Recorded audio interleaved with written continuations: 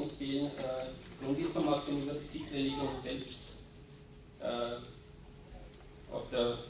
als Form von Vortrag dann vorlesen. Anschließend werden wir dann Zeit haben, man kann sich aussuchen, man kann da herumgehen in das ganze Gebäude. Das Wort Sikh bedeutet Schüler. Jeder Mensch, der treu und ergeben an ein unsterbliches Wesen, an Gott. Die 10 Gurus von Guru Nanak Dev Ji bis Guru Gobind Singh Ji, den Guru Granth Sahib, die Weisheiten und Lehren des 10. Gurus, die Weisheiten und Lehren der 10 Gurus, die vom 10. Guru angewiesene Taufe, glaubt und an keine andere Religion gebunden ist einzig. Wichtige Gebote der Sikh-Religion: Verinnerlichung der Tugenden des Schöpfers, Leben nach dem Willen Gottes, fleißig arbeiten und ehrlich verdienen, Teilen des Verdienstes mit den Bedürftigen für wohltätige Zwecke sowie soziales Engagement, partnerschaftliche Treue, Meiden von Drogen, die den Körper schädigen, wie etwa Alkohol oder Tabak, nicht an Kastenwesen denken und nicht an Unberührbarkeit glauben. Einer Person, die einer anderen Religionsgemeinschaft angehört, nicht die Gefühle verletzen. Nachname Singh für den Sohn und Kaur für die Tochter verwenden. Und die Haare von Geburt an ganz behalten. Nicht stehlen, nicht betrügen, nicht an Glücksspiele beteiligen. Alle Vorschriften gelten sowohl für Männer als auch für Frauen. Daher geschlechtsneutrale Formulierungen. Geschichte der Sikh-Religion fängt mit der Geburt vom ersten Guru, Guru Nanak Dev Ji, im Jahr 1469 an.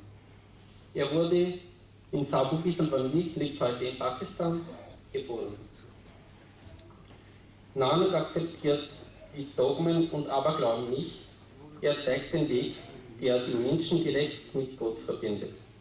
Er erklärt, er gehöre ganzer Menschheit, ein Diener Gottes, der sich bemüht, diesen Willen zu erfüllen. Bereits zu seiner Lebzeit hat Nanak seine spirituelle Macht und die Bezeichnung Guru seinem Begleiter Angad weitergegeben. Ab diesem Zeitpunkt hat er ihn auch selbst als Guru akzeptiert. So hat es fortan 10 Gurus gegeben, die die Vorgaben und Idealen von Guru Nanak Dev Ji verbreitet haben. Besonders erwähnenswert ist hier die Einführung von Tradition Guru Ka Langar, öffentliche Küche, durch den 3. Guru, um die Einheit unter Menschen verschiedener Herkunft und Religion zu fördern. Diese Tradition, dass alle Menschen zum gemeinsamen Essen eingeladen sind, wird in alle Gurdwaras, Gebetshäuser der Sikhs, praktiziert und ist eine Pflicht. Er rief ebenfalls zur Abschaffung solcher Riten und Sitten auf, die die Entwicklung der Frau blockierten. Darunter auch die Abschaffung von sogenannten Sati Pratha, das heißt freiwillige, aber doch von der Gesellschaft gezwungene Verbrennung der Frau, nachdem der Mann gestorben ist. Der 4. Guru begann mit dem Bau der Stadt Amritsar. Amritsar bedeutet Meer des heiligen Wassers. Diese Stadt ist das religiöse Zentrum der Sikh. Der 5.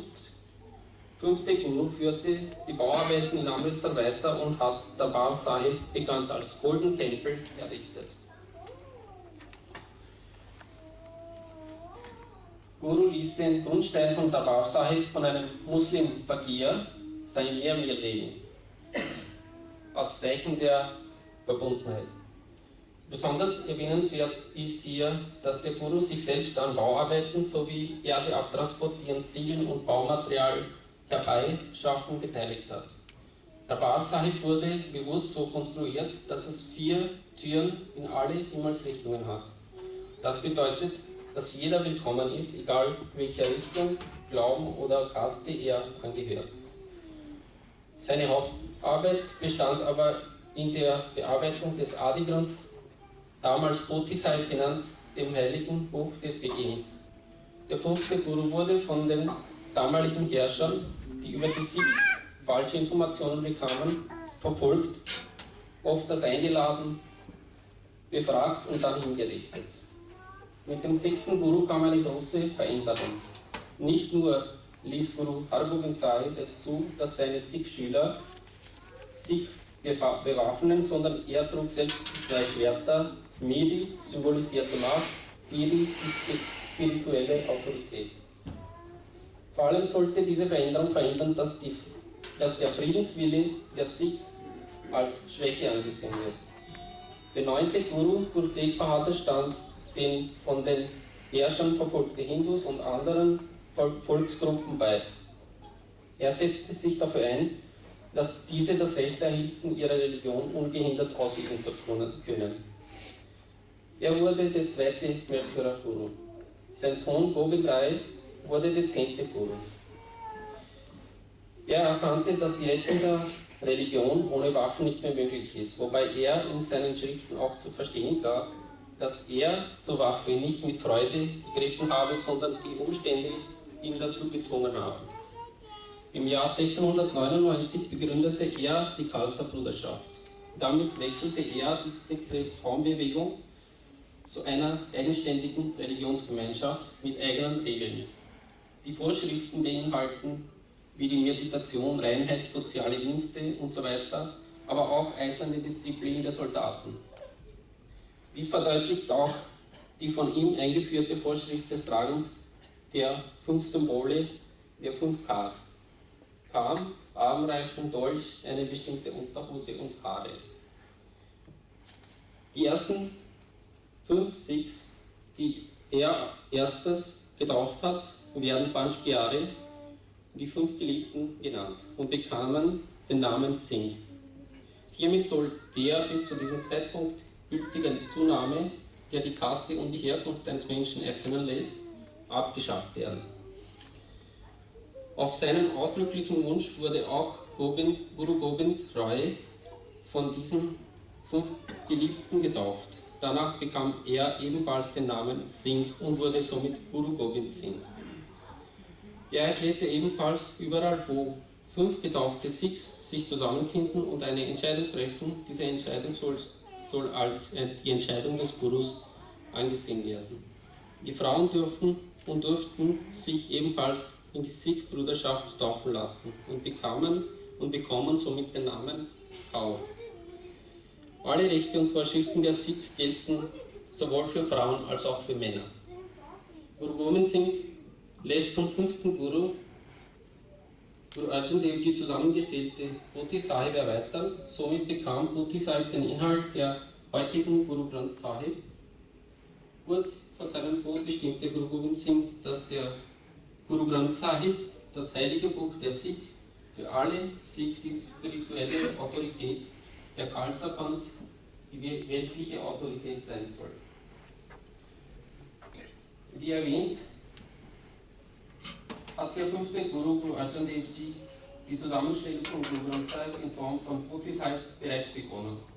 Guru Gobind Singh hat die Shabads von Guru Tegh Bahadur von seinem Vater ergänzt, bevor er Guru Granth Sahib als ewiger Guru für Sikh bestimmt hat. Somit beinhaltet Guru Granth Sahib Shabads von 6 Gurus.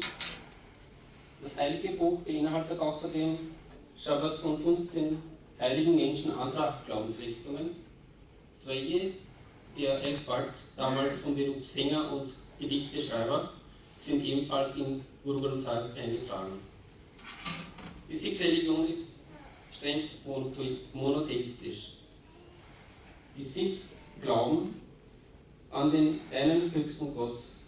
Der Guru Granth Sahib, das heilige Buch, beginnt mit Mul-Mantra, das heißt Wurzelmantra, beinhaltet die Eigenschaften von Gott. Das werde ich einmal jetzt übersetzen und gleichzeitig auf Punjabi-Schrift, so wie in Guru Granth Sahib eingetragen ist, vorlesen. Ik Oankar, das bedeutet nur ein Gott. Satnam, das bedeutet Wahrheit ist der Name. Karta Purk, der Schöpfer.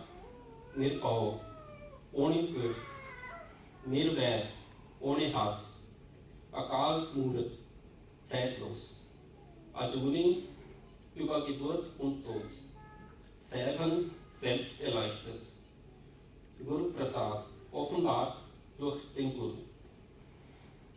Hiermit beende ich den Vortrag und jetzt werde ich einmal einen Gruß der Sitz aussprechen. Das wäre Vaheguru Ji Ka Khalsa, Vaheguru Ji Ki Fateh. Und das bedeutet, Khalsa gehört Gott, alle Berufe gehören Gott.